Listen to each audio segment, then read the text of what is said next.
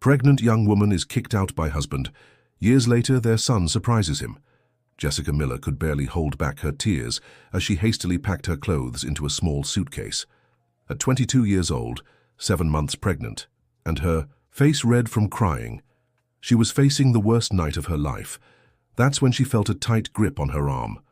Turning around, she saw Richard, her husband 30 years her senior, his eyes burning with rage. "I want you out of this house in 15 minutes. This child can't be mine. I've had all the tests done. I'm sterile," he shouted, pointing to the door. "Richard, I swear I've never been with another man.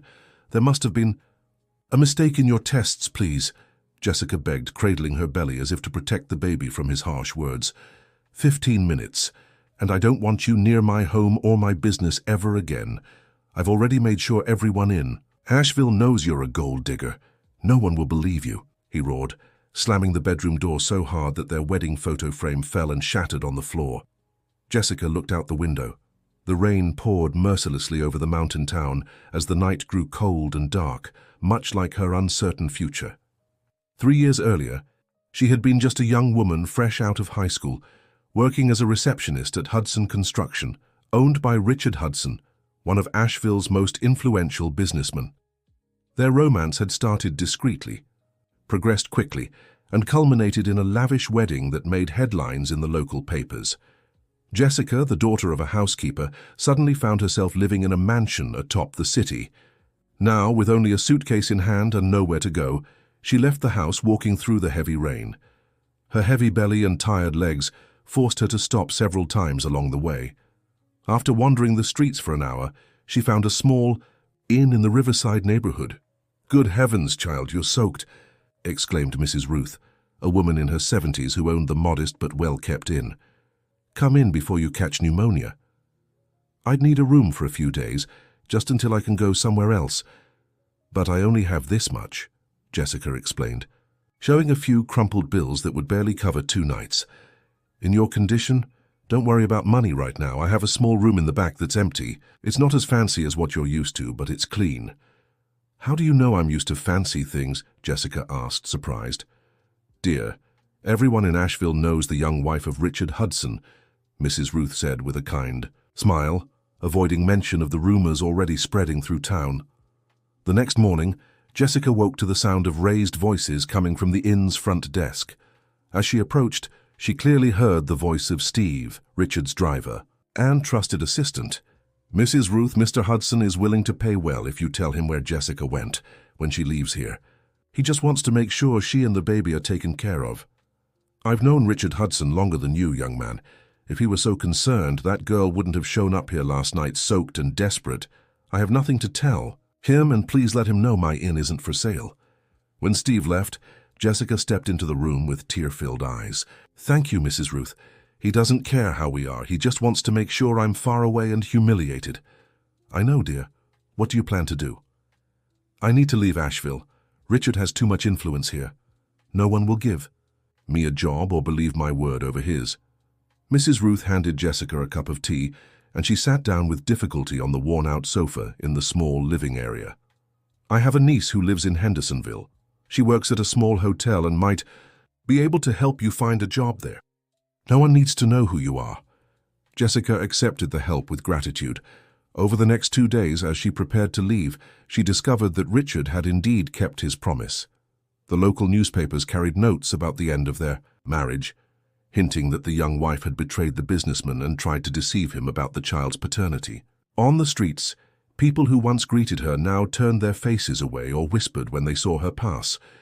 With Mrs. Ruth's help, Jessica managed to get a ticket to Hendersonville, a neighboring town where she could start over without the burden of Richard Hudson's name. Before leaving, she promised to stay in touch and repay the older woman's kindness as soon as she got settled. When she arrived in Hendersonville, she was welcomed by Deborah, Mrs. Ruth's niece, who initially took her in at her small house on the outskirts of town. The hotel job wasn't much, just a position as a maid, but it would allow Jessica to save some money before the baby was born. With just a few weeks left until her due date, Jessica rented a simple room in a family home near the hotel where she worked. Despite the hardships, she felt a little safer away from Richard's influence. On the morning of June 15th, after a Night of strong contractions, Jessica gave birth to Ethan, a strong and healthy boy with the same intense brown eyes as his father, though she tried not to think about that. The delivery was difficult, and complications left her bedridden for weeks, unable to return to work. Dear listener, if you're enjoying the story, don't forget to like and especially subscribe to the channel. It helps us a lot as we're just starting out. Now, continuing. It was at this critical moment that Mrs. Ruth appeared at her door, bringing some groceries and news from Asheville. I came as soon as Deborah told me about the birth. How's the little one? He's perfect, Mrs. Ruth, Jessica said with a weak smile, still recovering.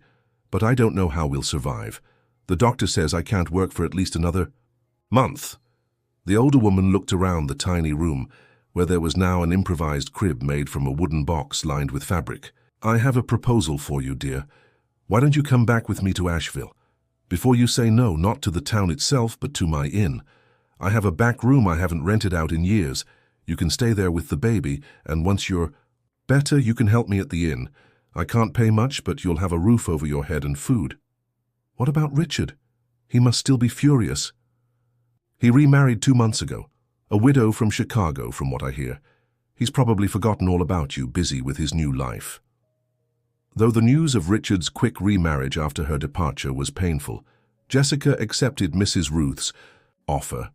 The inn was located away from downtown Asheville, in a neighborhood where she'd rarely cross paths with people from her ex-husband's social circle.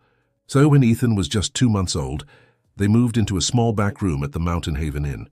As she recovered, Jessica began helping with reception, cleaning, and eventually even the kitchen when they discovered she had a special talent for baking cakes and pies. The years passed. Ethan grew into a healthy, smart, and curious child. At 6 years old, when he started attending the local public school, questions about his father began to arise more frequently. "Mom, why don't I have a dad like the other kids?" he asked one night as Jessica packed his backpack for the next day. Her heart tightened. She had long decided she would never speak ill of Richard to her son, but she also couldn't bring herself to tell the whole truth. "Your father lived in another city, Ethan. When I found out I was pregnant with you, we had already separated, and he never knew you existed. Can we look for him someday?"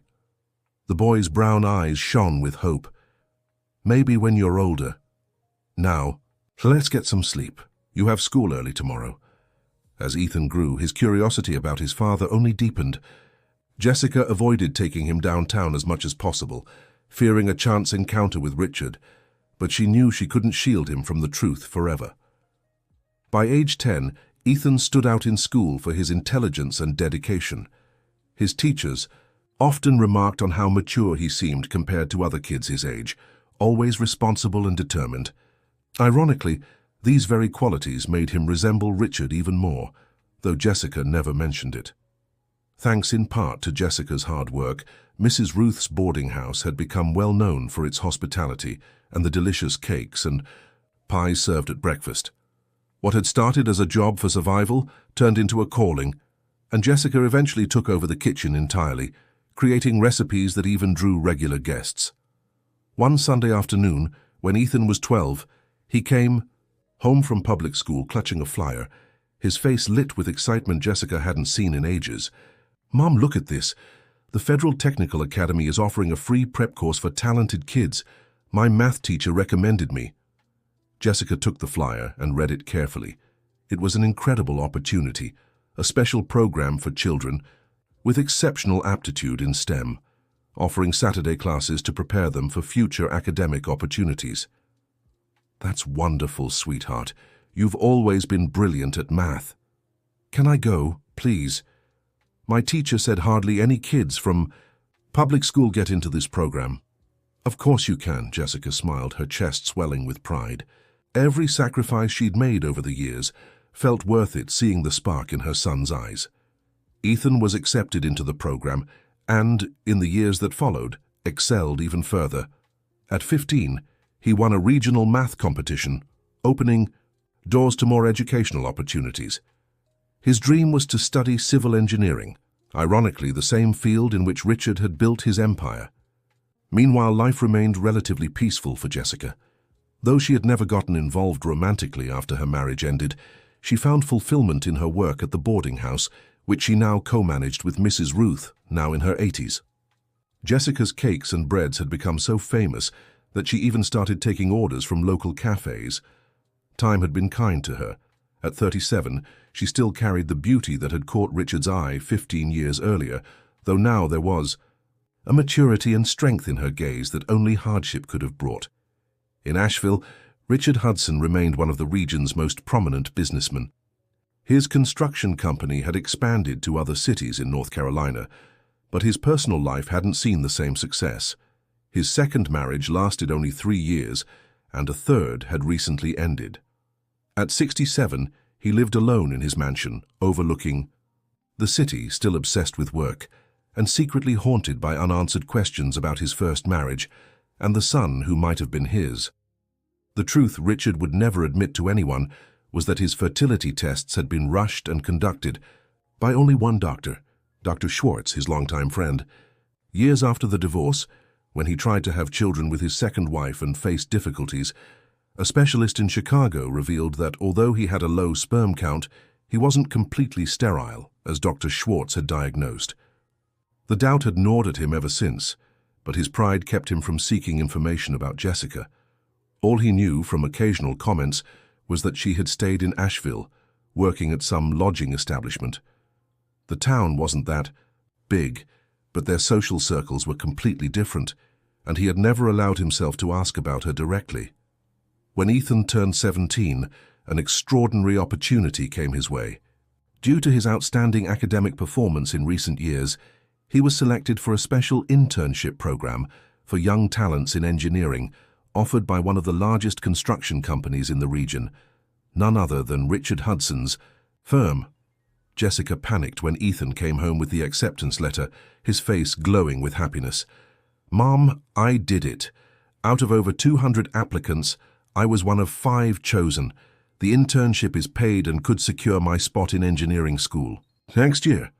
"Ethan, that's—" Jessica felt the ground vanish beneath her feet. "Which company is this internship with again?"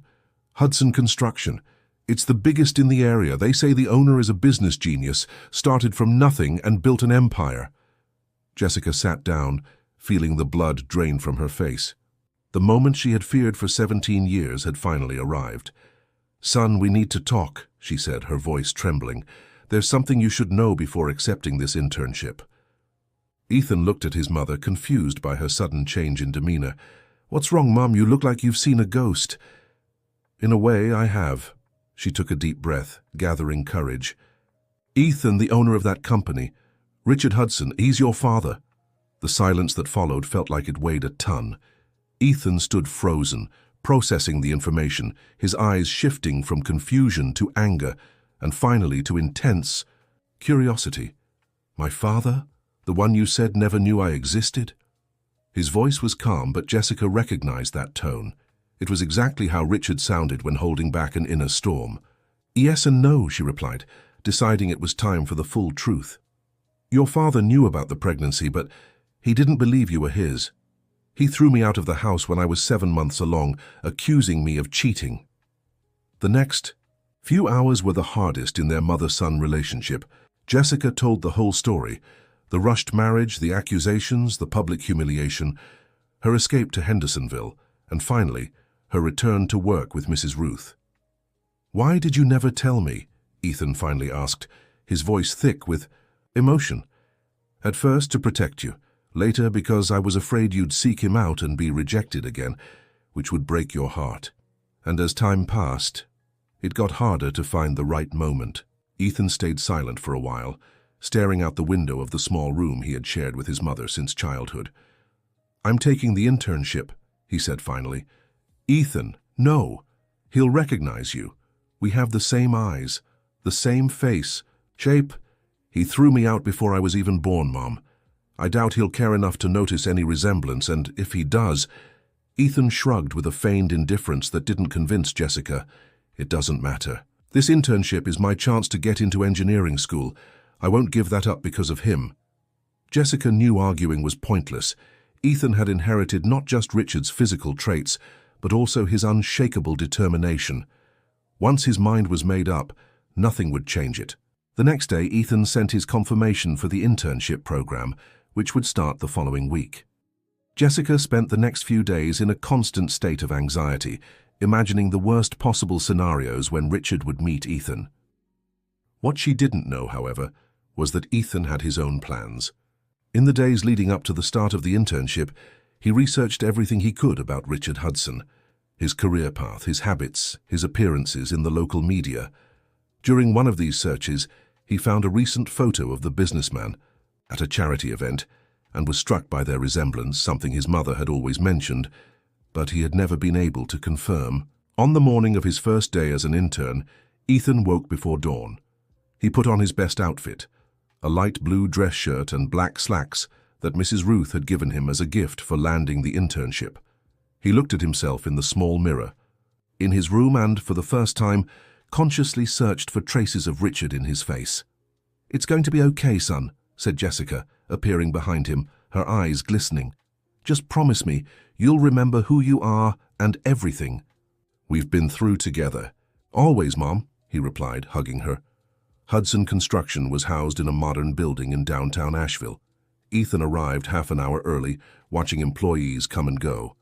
As the scheduled time approached, 4 other young people showed up, all visibly nervous and well-dressed, the other selected interns. An elegant woman who introduced herself as Meredith, the Human Resources Coordinator, greeted the group in the lobby and led them to a conference room on the 10th floor. There she explained the details of the internship program, the company's expectations, and how they would be evaluated in the coming months. "You were chosen from hundreds of applicants, which already speaks to your exceptional potential. Hudson Construction takes pride in investing in young talent, and some of our best engineers started exactly where you are today," Meredith said with a smile.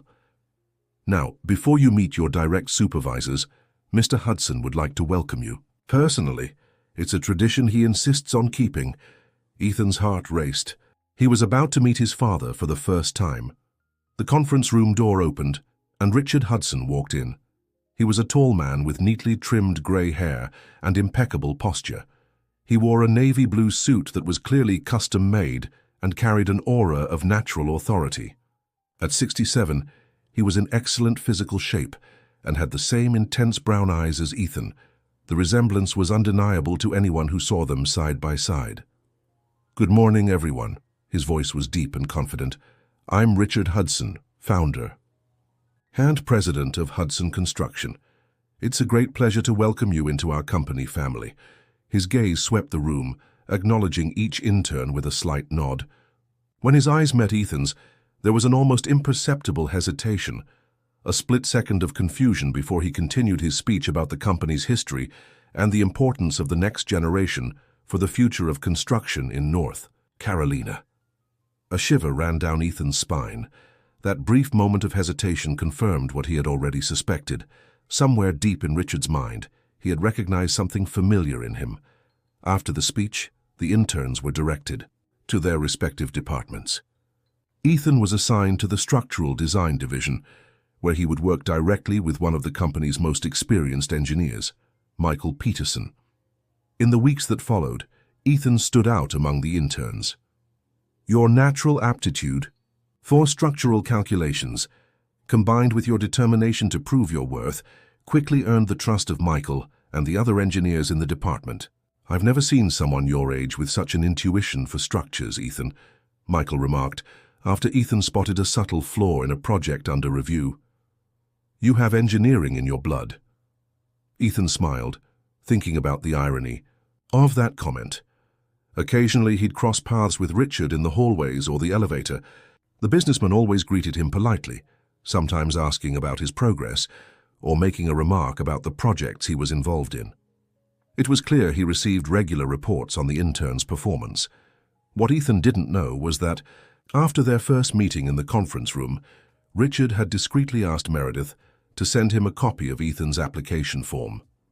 The resemblance between them had deeply unsettled him, stirring up questions he'd tried to bury for years. Reading the form, Richard only discovered that Ethan lived with his mother, Jessica Miller, in the Riverside neighborhood. The last name didn't include Hudson, but Miller was Jessica's maiden name. Ethan's birth date aligned exactly 9 months after the period when he'd kicked Jessica out of the house. For several nights, Richard lay awake, turning over these details, wrestling with the growing suspicion that he'd made the worst mistake of his life 17 years ago. Dear listener, if you're enjoying the story, don't forget to like and especially subscribe to the channel. It helps us newcomers a lot. Now, continuing as in Ethan's 3rd month as an intern, a major project came up, the construction of a sustainable residential complex on the outskirts of Asheville. It was the kind of innovative project that could further cement Hudson Construction's reputation as a leader in environmentally responsible practices in the industry. Richard decided to assemble a special team to develop the project, including the top professionals from each department.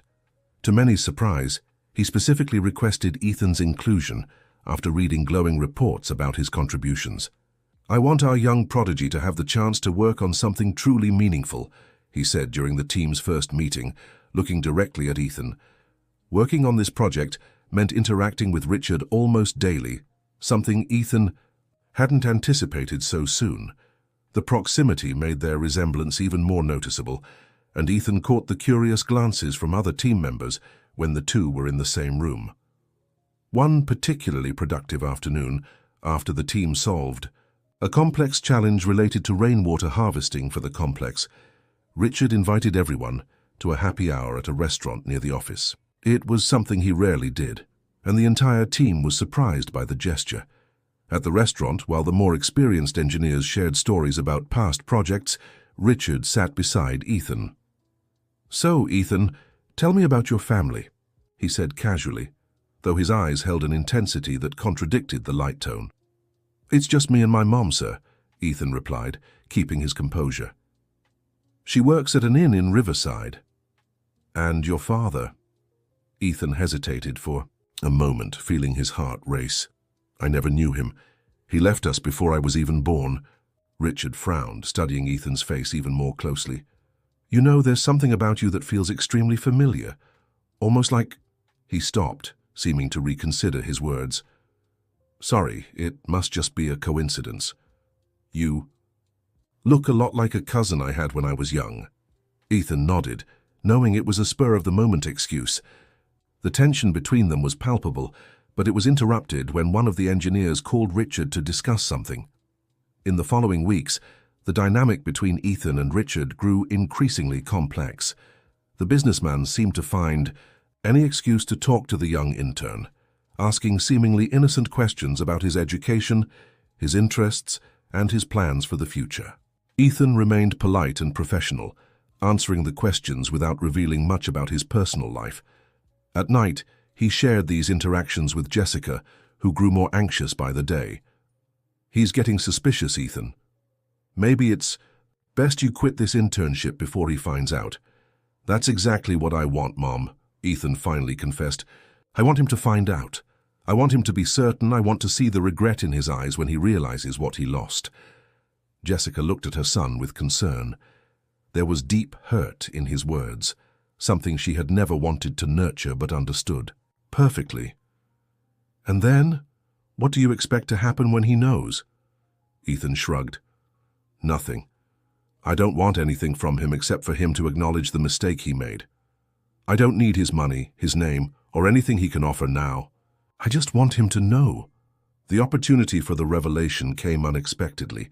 The Sustainable Project team needed to visit the site where the complex would be built, about 2 hours from Asheville. Richard, who would normally send a representative, decided to go personally and, to everyone's surprise, asked Ethan to accompany him. "I want to show you how we evaluate a site in practice. The aspects books don't teach," he explained when Michael questioned the unusual choice. On the day of the visit, Richard picked Ethan up at the company in his personal car, a luxury SUV. During the drive, they talked about the project and engineering in general, avoiding personal topics. At the site, they spent hours analyzing the soil, the slope, the vegetation, and other relevant aspects for construction. It was on the way back, when heavy rain began to fall, that the situation changed dramatically. The dirt road leading to the main highway quickly turned into a mud pit, and the car got stuck on a curve. Looks like we'll have to wait for the rain to stop or call a tow truck, Richard said, turning off the engine after several failed attempts to free the car. The rain intensified, creating a curtain of water that reduced visibility to just a few feet. Richard's phone had no signal in that remote area, and Ethan's was dead. There's a gas station about a mile ahead. From what I saw on the map before we left, Ethan remarked. I can walk there and ask for help. In this rain? Absolutely not. We'll wait here. I have water and some snacks in the glove compartment, and enough fuel to keep the heat running for hours. Eventually someone will pass by or the rain will let up. So, trapped in the car by the storm, the two men were face to face without distractions or interruptions for the first time. An uncomfortable silence settled between them, filled only by the sound of rain pounding on the car roof. So you've really stood out these past months, Ethan, Richard finally said, breaking the silence. Michael tells me you're the best performing intern he's ever seen. Thank you, sir. Engineering has always been my passion since I was a kid. Any family influence? Ethan looked directly at Richard, deciding it was time to start paving the way for the truth. In a way. My mom always said I inherited that talent from my father, though I've never met him to confirm. Richard shifted in his seat, visibly interested. Your mother talks about your father often. Not much. It's a delicate subject for her. Ethan paused, studying Richard's reaction. All I know is that he abandoned her when she was pregnant, unfairly accusing her of infidelity. Richard's face paled slightly, and his hands tightened on the steering wheel. That's terrible. A man who abandons his family doesn't deserve to be called a father. I agree, especially when that man finds out years later he was wrong about the infidelity but is too proud to admit his mistake. The car fell into absolute silence for a few seconds. The tension was so thick it felt almost physical. Ethan, Richard began, his voice suddenly hoarse. What's your mother's full name? Jessica Miller, or Jessica Hudson, as she was known before being kicked out of the house 7 months pregnant. Richard closed his eyes as if struck. When he opened them again, they were glistening. How long have you known? I've always known parts of the story. My mother never hid that my father rejected me, but I only found out it was you when I got the internship. And you still accepted it? Why? Ethan looked out the window, watching the rain before answering. At first out of curiosity, then because I wanted you to know what you lost. He turned to face Richard again. I wanted you to see me as a competent professional, respect me, for my merits, and then realize you'd rejected your own son over a lie. I wanted you to feel the weight of that choice. Richard looked devastated. His hands trembled slightly as he ran them through his graying hair. You have every right to hate me, Ethan. I made the worst mistake a man could make, but you need to know. Years ago, I found out the doctor who diagnosed me as sterile was wrong. I have low sperm count, but I'm not sterile. The possibility that you could really be my son has haunted me, but my pride... His voice broke. My damn pride kept me from reaching out to Jessica to learn the truth. And now? Ethan asked, his voice softer but still guarded. Now I'd like to take a DNA test if you'll allow it. Not out of doubt. He hurried to clarify, looking at you, I have none left. You're the image of me at 17, but to make it official, to give you the right to my name, my inheritance. I don't want your inheritance, Ethan interrupted firmly. I grew up without it, without your name, without you. My mother worked 2 jobs to give me a decent education. Mrs. Ruth, the owner of the inn, was more family to me than you ever were. Mrs. Ruth, from the Mountain Haven Inn? Richard asked, surprised. Yes, she took my mother in when you threw her out. Richard took a deep breath, absorbing the information. I understand your anger, Ethan, and I respect your choice to want nothing from me. But please, let me at least try to make up for some of the harm I caused. Not for me, but for you and your mother. The rain began to ease and a glimmer of light appeared on the horizon. Soon they could try to free the car from the mud again. I don't know if some things can be fixed, Ethan said, watching the clearing sky. But I'm willing to hear what you have to say. In the weeks that followed, Ethan and Richard's relationship slowly evolved. The DNA test confirmed what they already knew, and Ethan agreed to occasional meetings outside work to talk. Jessica, however, firmly refused to see Richard. He had 17 years to seek the truth, Ethan. I won't pretend a few months of regret can erase what we went through. Ethan respected his mother's decision, though he secretly hoped she might eventually at least hear Richard out. As he got to know his father better, Ethan discovered a complex man, brilliant in business, respected professionally, yet deeply lonely and marked by poor choices in his personal life. 3 failed marriages, no other children, few true friends. His material wealth had not filled the voids in his existence. The internship was coming to an end when a serious problem arose at the Mountain Haven Inn. Mrs. Ruth, now 85 and in fragile health, was informed by the property owner that he would not renew the lease. The inn, which had operated in the same location for nearly 30 years, would have to close or find another place. "I don't know what we'll do," Jessica said to Ethan one evening, visibly distressed. "Mrs. Ruth is devastated. This inn is her life, and most of the guests are people who've been coming back for years, almost like family. Besides, with her health the way it is, moving would be extremely difficult." Ethan thought for a moment. "I'll talk to Richard. Maybe he knows of a property available at a reasonable price." "No," Jessica reacted immediately. "I don't want to owe him anything. Mom, this isn't about you or me. It's about Mrs. Ruth, who took care of us when no one else did." Reluctantly, Jessica agreed that Ethan could at least get information without accepting direct help. The next day, Ethan explained the situation to Richard.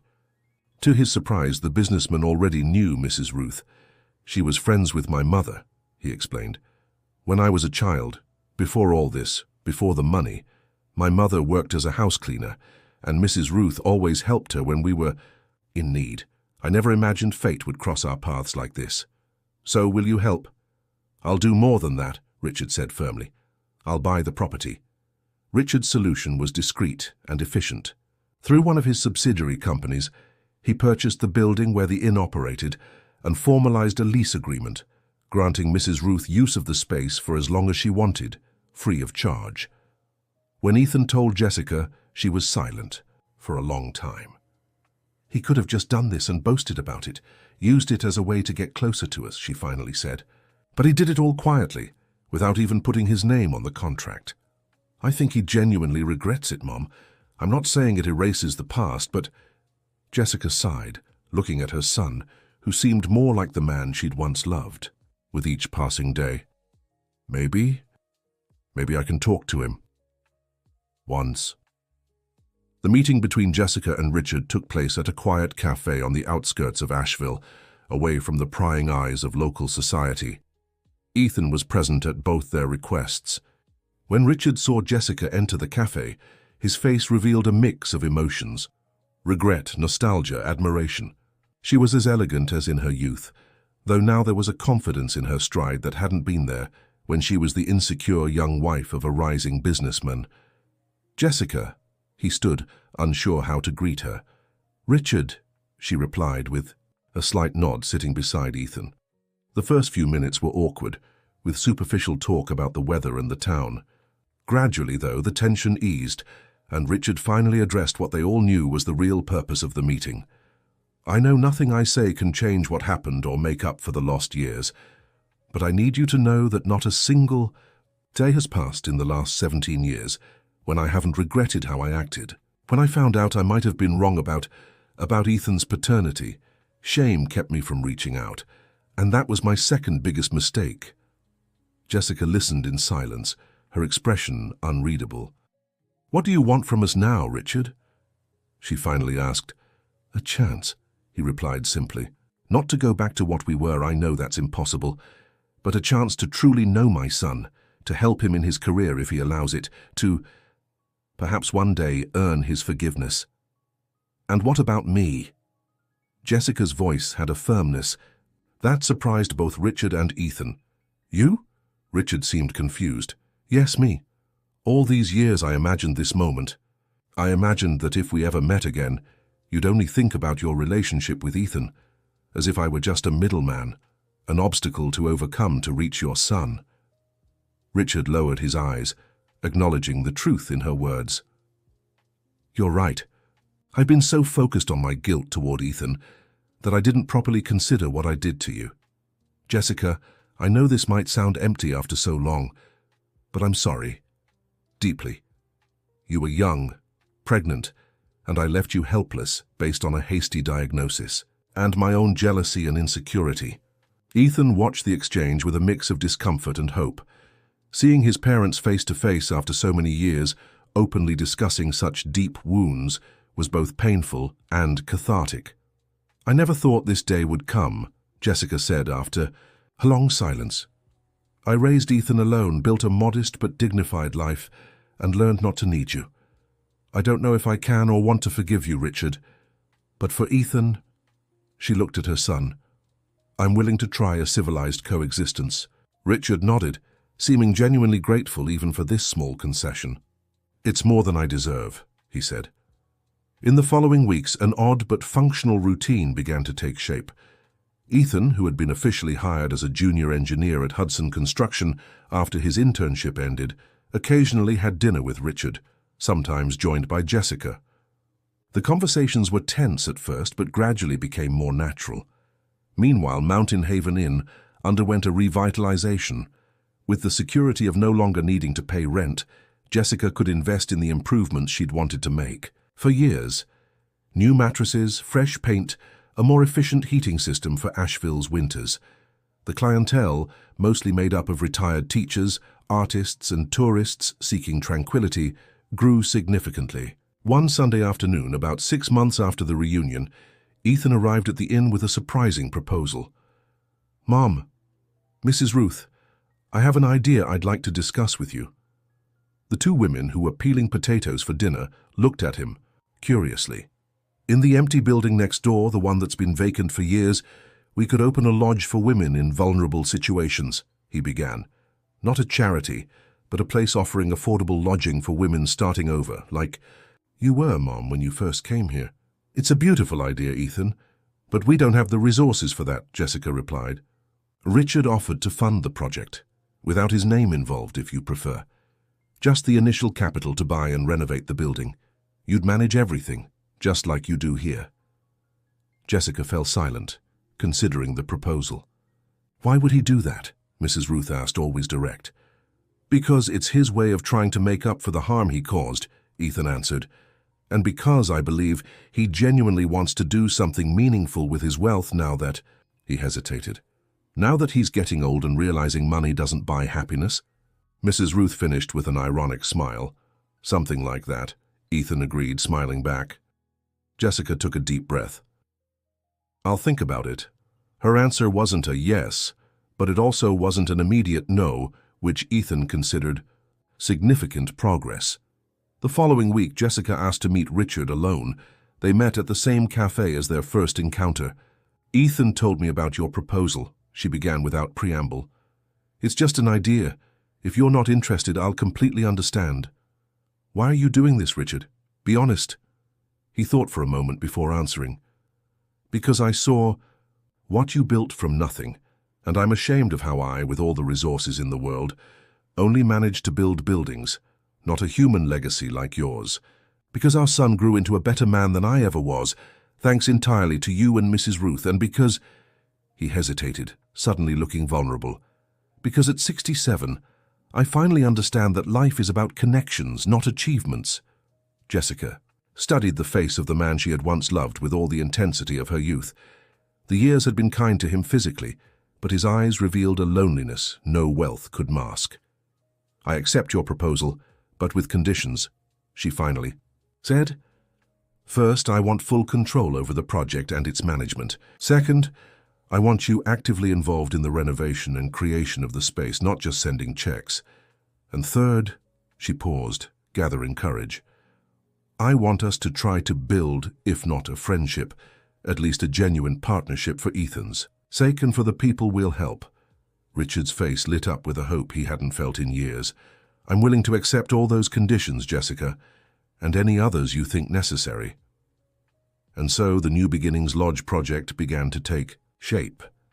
The abandoned building next to Mountain Haven Inn was purchased and underwent a complete renovation. Jessica oversaw every detail, while Richard, surprisingly, showed up at the construction site nearly every day, often rolling up his sleeves to work alongside the labourers. Ethan, dividing his time between his work at Hudson Construction and the lodge project, watched in awe as not only the building transformed, but also the relationship between his parents. There was no romance or hint of reconciliation, but a respectful partnership, and gradually even shared laughter as they reminisced about moments from a distant past before the bitterness. As the project progressed, Jessica's story of resilience quietly spread through Asheville. Other women in similar situations sought her out for advice or simply for a friendly shoulder to lean on. What had started as a lodging idea naturally expanded to include a space for support and guidance. Dear listener, if you're enjoying the story, please take a moment to like and especially subscribe to the channel. It helps us a lot as we're just getting started.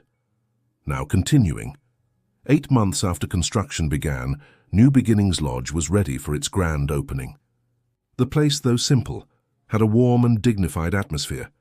Each room was decorated with soft colors and high-quality furniture, sending the message that the women who came there deserved the best, not just the bare minimum.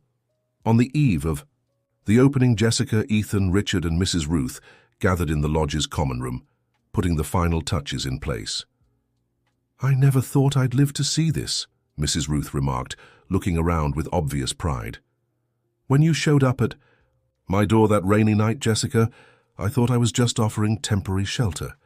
I didn't know I'd be witnessing the start of something so much greater." "Neither did I," Jessica replied, adjusting a flower arrangement on the center table. "Sometimes destiny leads us down paths we never planned." Richard, who was hanging a picture on the wall, turned to look at her. There was so much unspoken history in that comment. "I have a confession to make," he said, stepping down from the ladder. "When all this began, when I found out about Ethan, my first reaction was to try buying my way back into your lives. I thought my money could fix everything, like it always fixed my problems. It was Ethan who showed me how wrong I was." "How so?" asked Jessica, genuinely curious. "He told me, straight to my face, that he didn't need my inheritance or my name. That what really mattered was the truth, acknowledging my mistakes, and maybe the chance to build some kind of honest relationship from the ruins of the past." Ethan, who was arranging chairs across the room, stopped to listen, visibly moved. "Our son is a wise man," Jessica said softly. "Wiser than either of us were at his age." "He had an excellent mother," Richard replied, "and a terrible example of a father. But a father who's trying to make amends," Ethan added, stepping closer. "And that's a valuable lesson too, that it's never too late to try fixing mistakes, even the gravest ones." At that moment, the three of them felt something they'd never experienced together before, the sense of truly being a family, not in the conventional way, but as people connected by bonds that, though frayed and mended, remained strong. The morning of the New Beginnings Lodge's opening dawned sunny, despite it being winter in Asheville. The ceremony was simple and quiet, attended only by close friends and the first guests, 3 women Jessica had carefully chosen after long conversations. Among them was Ashley, a 24-year-old woman, 8 months pregnant, who had been abandoned by her boyfriend and rejected by her parents. The similarity between her situation and Jessica's own past didn't go unnoticed. "I don't know how to thank you for this opportunity," Ashley said, her eyes brimming with tears as Jessica showed her the room where she'd be staying. "I had no hope left, no idea what I'd do when the baby came." "I understand completely," Jessica replied, gently holding the young woman's hand. "I've been exactly where you are now, and the only thing I can promise is that while the road won't be easy, it's possible, and you won't be alone." Across the hall, Richard watched the scene with a lump in his throat. By then, everyone at the lodge knew the full story, how he'd turned Jessica away, how she'd survived and raised Ethan on her own, and how years later, fate had brought them back together. "She's incredible, isn't she?" Ethan said, walking up to his father. "Extraordinary," Richard agreed. "You know, for years I wondered what would have happened if I hadn't acted so impulsively, if we'd stayed together, raised you as a family. I thought it would have been perfect. And now," Richard smiled sadly, Now I realize maybe fate knew what it was doing. If we'd stayed together, you might have grown up with more material comfort, but not necessarily the character your mother and Mrs. Ruth helped shape. Jessica might never have discovered her own strength, and I probably would have stayed. The same arrogant man believing my money could buy everything, even love and respect. Ethan nodded, understanding the depth of that reflection. So you don't regret it anymore? Oh, I regret every day the pain I caused you both, but I'm starting to accept that in some mysterious way, it all led us exactly where we needed to be today. In the following months, New Beginnings Lodge established itself as a safe haven for women facing challenges similar to those Jessica had endured. It wasn't just a place to stay, but a space where they could rebuild their self-esteem, plan their next steps, and find support in a community that understood their struggles. Richard, gradually stepping back from the daily management of Hudson, construction and delegating more responsibilities to Ethan and other trusted executives, dedicated several afternoons each week to the lodge. At first, he limited himself to manual work and repairs, feeling out of place among so many women with stories of abandonment by men. Over time, however, he discovered that his business skills could be useful in other ways.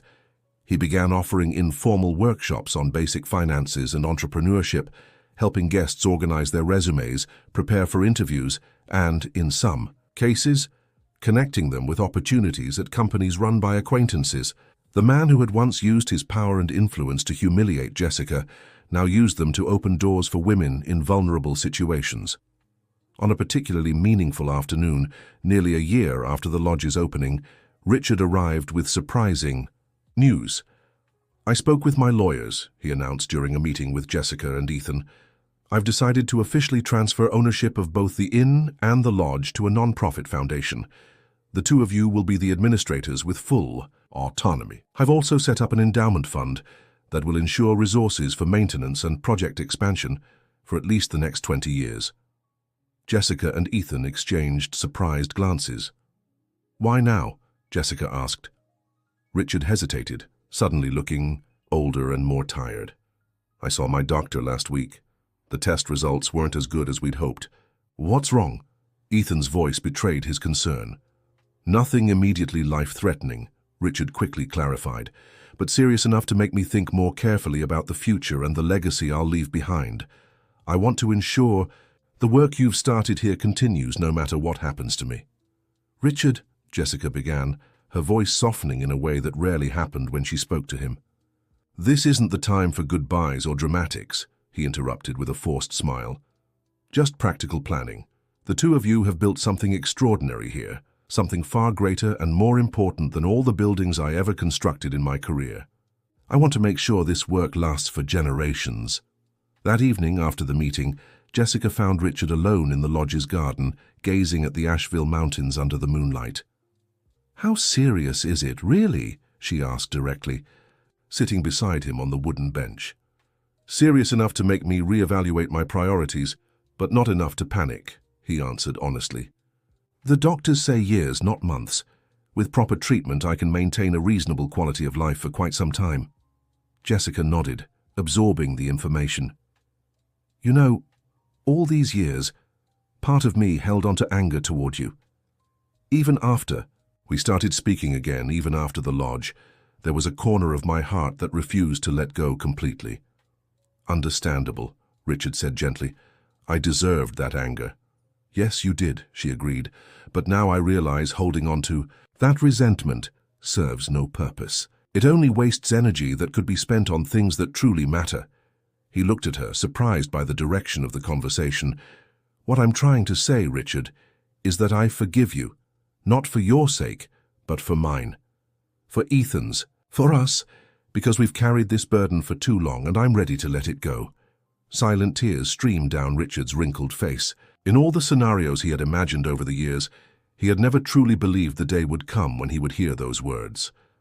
Thank you, was all he managed to say. They sat side by side in silence for a long while, watching the city lights below. Not as former lovers, not as enemies, but as two people who had walked a long and painful path to finally find some measure of peace. Time continued to pass. The New Beginnings Lodge expanded, opening a second location in Hendersonville and forming partnerships with local businesses to provide job opportunities for its residents. Ethan, now a project director at Hudson Construction, divided his time between the company and volunteer work at the foundation. On a sunny morning, nearly 3 years after the first lodge opened, a young woman arrived with a small suitcase and a wary look. Jessica, who still made it a point to personally welcome each new resident, immediately recognized the signs of someone who had hit rock bottom and was desperately searching for a way back. "Welcome to New Beginnings Lodge," she said, extending her hand. "My name is Jessica." "Thank you for having me," the young woman replied timidly. "My name is Amber Smith." Jessica froze for a moment, surprised by the last name. "Smith? Are you related to Richard Hudson?" The young woman looked confused. "Not that I know of. Smith is my ex-husband's last name. I kept it because it's my son's name too." Jessica relaxed, smiling gently. "I'm sorry for asking. Shall we go inside?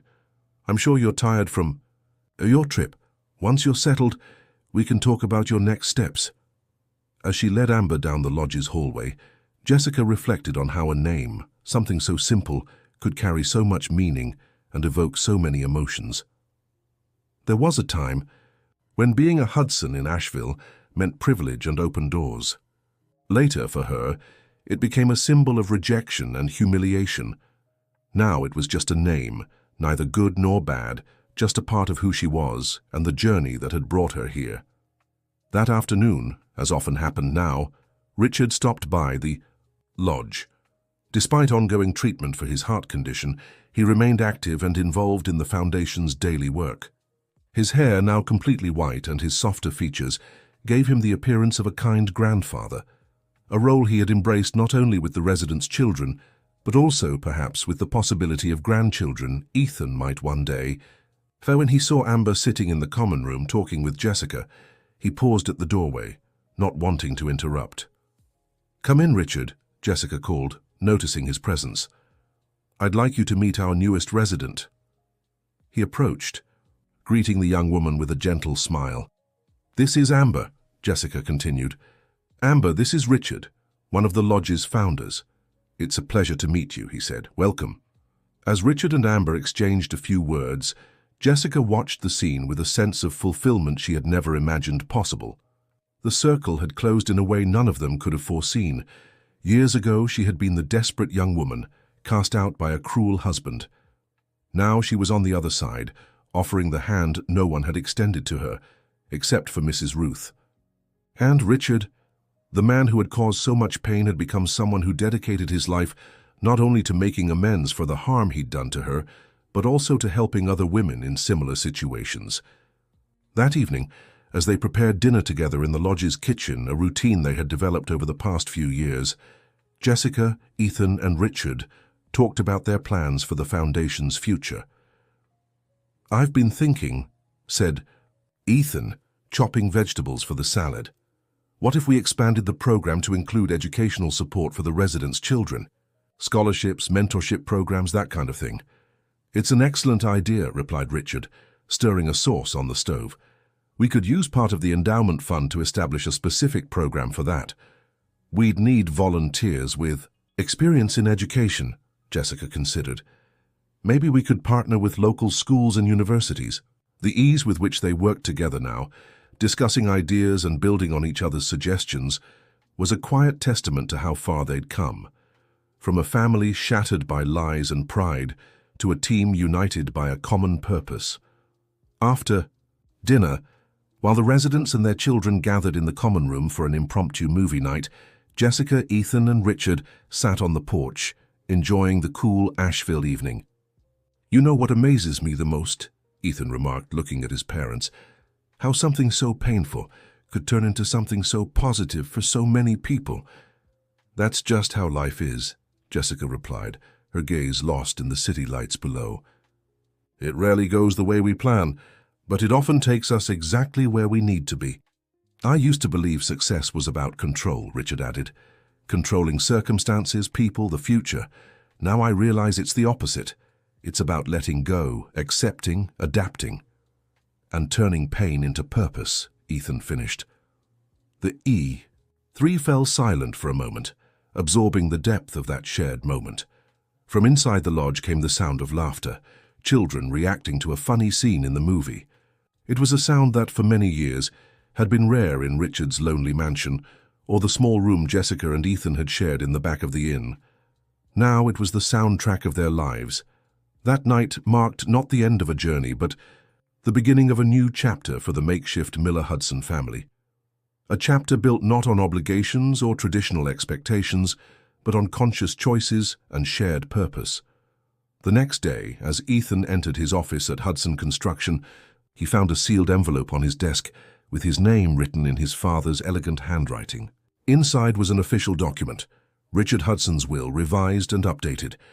Ethan hesitated before reading, sensing the weight of what that paper represented. Contrary to what he might have expected, the will wasn't just a traditional distribution of assets. It was a carefully crafted plan to ensure the foundation's work would continue for generations, that the businesses remained stable under capable leadership, and that both he and Jessica would be financially secure for the rest of their lives, without the burden of managing an empire that had never been a priority for either of them. Even more surprising was the personal letter attached. Dear Ethan, if you're reading this, I'm probably worrying too much about the future, a habit I've never been able to shake completely. But after a lifetime of making the wrong decisions, I want to make sure this one, at least, is right. I lost the first 17 years of your life because of my pride and stubbornness. Every day since meeting you has been an attempt to make up for that lost time, though I know some things can never be reclaimed. What I ask, as the final wish, of an imperfect father, is that you continue the work we started together, not out of obligation or guilt, but because I've seen how it's brought purpose and meaning to your life and to your mother's. You are the best of us both, Ethan. The determination and vision you inherited from me, tempered by the compassion and integrity your mother taught you. There is no legacy I could be prouder of than you. With love and admiration, your father. Ethan carefully folded the letter and placed it in his desk drawer. These weren't the words he had expected to read that morning, nor the kind of responsibility he had imagined taking on at 20. Yet somehow, they felt perfectly suited to the extraordinary journey his life had become. Meanwhile, at the lodge, Jessica was guiding Amber through filling out forms for a professional training program. The young woman, gradually gaining confidence, shared more details about her past. An early marriage to a controlling man, years of isolation, and finally, the difficult decision to leave with only her small child and some hidden savings. You know what scared me the most? Amber confided. It wasn't poverty or the practical struggles. It was the thought that maybe I wasn't strong enough to start over, to build a better life for my son. Jessica smiled, recognizing that feeling all too well. Let me tell you a secret, she said, leaning in as if sharing something precious. None of us know if we're strong enough until the moment we have no choice but to be strong, and then we discover we're far more capable than we ever imagined. Was that how it was for you? Amber asked. Exactly like that, Jessica confirmed, and it'll be the same for you too. That afternoon, when Ethan returned to the lodge, after work, he found Jessica and Richard sitting in the garden, watching the children play in the small recreation area they had recently built. How was your day? Jessica asked, noticing something different in her son's expression. Enlightening, he replied, sitting between them. I found the will on my desk this morning, he added, looking at Richard. The older man sighed. I should have talked to you first, but some things are easier to express in writing.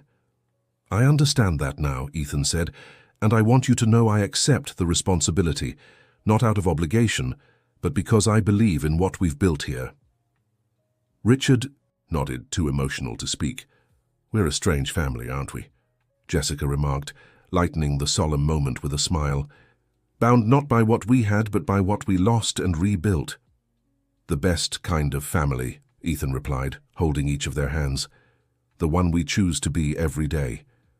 And so, under the orange-hued twilight sky of Asheville, three people who had walked painful paths found themselves where they were always meant to be, together, imperfect, but finally at peace. Not as the family they might have been had life taken a different turn, but as the people they had become through their struggles, choices, and ultimately their ability to forgive and begin again. The New Beginnings Lodge had become not just a refuge for women in vulnerable situations, but a living symbol of how the cycle of pain can be broken, how old wounds can turn into wisdom, and how it's never too late to build something beautiful from the ruins of the past.